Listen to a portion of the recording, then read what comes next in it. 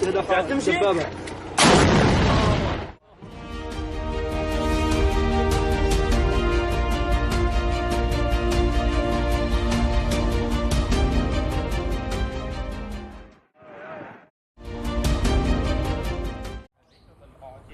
tight security and restrictions imposed to guard against the COVID-19 pandemic, former Khmer Rouge head of state, Khieu Samphan, delivered a dramatic 16-minute appeal in which he categorically refused to accept his 2018 conviction for genocide against Cambodia's Muslim Cham and ethnic Vietnamese. Khieu Samphan told the court, "I am alone in front of you. I am judged symbolically rather than by my actual deed and as an individual. That's the end." With that, the extraordinary chambers in the courts of Cambodia ended 15 years of public hearings and went into its final recess. Court spokesman Neth Pektra said a decision on the appeal was not expected until the fourth quarter of next year, and in the meantime, we still have some administrative work to finalize between the Cambodian government and the United Nations before this court close. It means complete admission. The Khmer Rouge was born in secret meetings at the back of the Phnom Penh railway station. The resulting civil war in Cambodia ended in 1975 when Khmer Rouge leader Pol Pot seized power.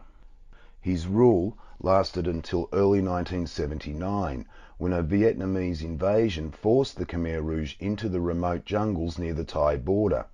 By then up to 2.2 million people, a third of Cambodia's population, had perished. Pol Pot died under house arrest in 1998. It was only then that the tribunal became a serious prospect, leading to the establishment of the extraordinary chambers in 2006.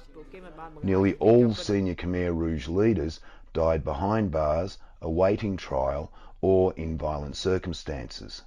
Only Khieu Samphan, 91, survives. He was convicted of genocide alongside Nun Chia, who died 2 years ago. Helen Jarvis, a former chief of the court's public affairs and its victim support section, says it took a Herculean effort to get the tribunal up and running.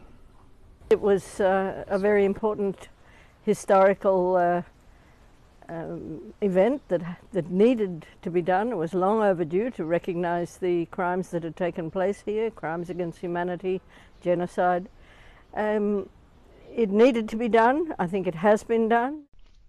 Jarvis says the Khmer Rouge court compared favourably with other tribunals, noting the $330 million cost to date is about a quarter of what was spent on the Rwandan War Crimes Tribunal and was about half the budget of the tribunal in the former Yugoslavia. The other tribunals were held under the auspices of the International Criminal Court in The Hague, with no local component and a long way from where the atrocities were committed. This court was a hybrid tribunal made up of local and international judges, and it was held in Cambodia. The most important thing is that the Cambodian people have been there, have been part of it right through. It wasn't something done like former Yugoslavia or Rwanda, done outside the country. It was done in Cambodia with Cambodian full participation, a 500-seat courtroom, which was full every day.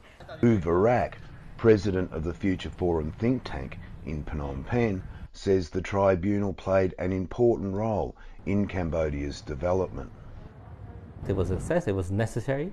It was an establishment of facts and truth, and in some way that will be studied by historians, but more importantly by the Cambodian population.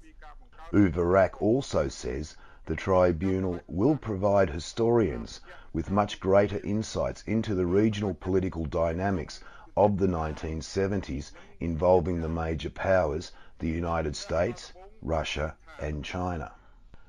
Even if Khieu Samphan wins his appeal, he will remain behind bars after exhausting the appeals process for his conviction for crimes against humanity.